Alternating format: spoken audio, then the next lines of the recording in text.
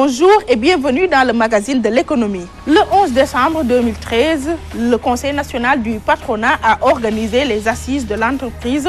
Devant le ministre de l'économie et des finances, le patronat a formulé quelques préoccupations.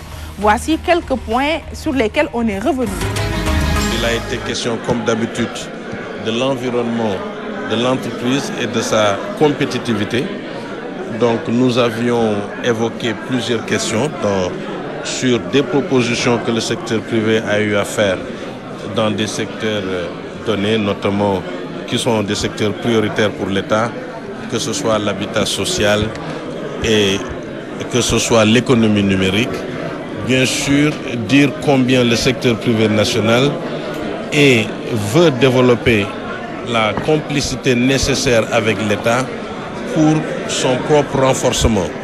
Donc nous avions évoqué la position du secteur privé dans tout ce qui est délégation de services publics, tout ce qui est le partenariat public-privé.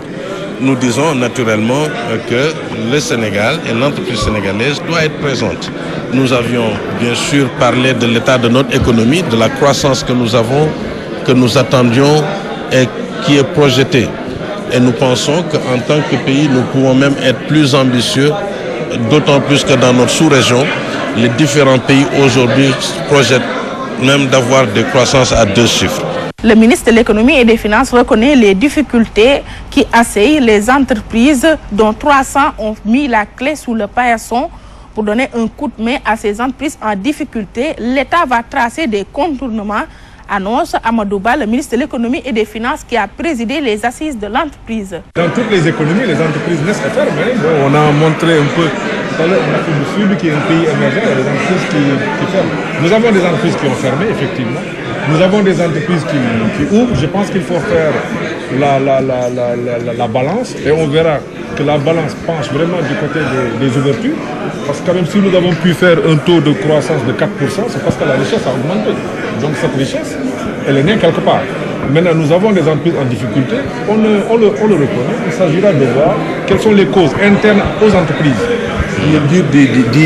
D'aider à y apporter des éléments de réponse. Maintenant, les causes sur lesquelles l'État peut agir, naturellement, l'État ne manquera pas à ses obligations.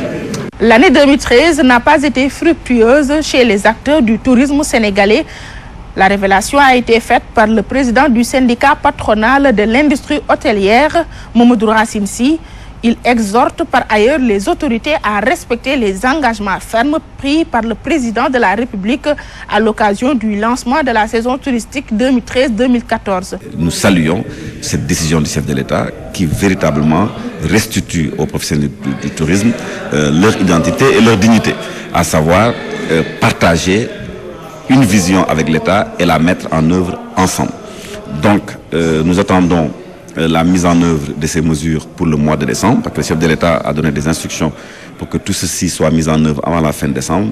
Donc, véritablement, nous avons bon espoir. Sur le plan également fiscal, nous avons salué la décision du chef de l'État de maintenir la TVA sur le tourisme à 10%, notamment sur l'hébergement, mais nous souhaitons que ce soit étendu au transport touristique et à la restauration. Ça aussi, ce sont des mesures qui sont en nature à rendre la destination sénégalaise plus compétitive. Mamadou Racine Sy revient en long et en large sur les mots qui gangrènent le tourisme sénégalais. J'ai l'habitude de le dire, je préfère le miel sur la langue que dans les oreilles. Il faut qu'on mette en adéquation les moyens, n'est-ce pas, avec les ambitions que décline le Sénégal, qui a toujours assuré en Afrique de l'Ouest et en Afrique subsaharienne un leadership certain en matière de tourisme. Il ne faut pas qu'on dorme sur nos lauriers, il faut qu'on se réveille, il faut qu'on aille de l'avant, il faut qu'on récupère nos parts de marché, il faut qu'on diversifie les marchés émetteurs.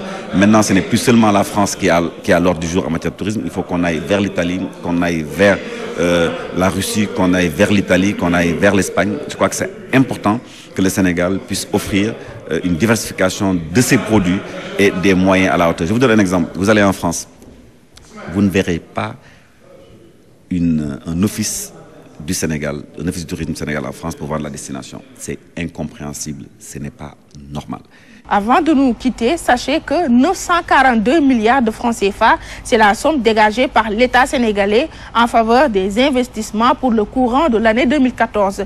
L'information a été livrée par le ministre du Budget, Mouhamadou Makhtar Cissé.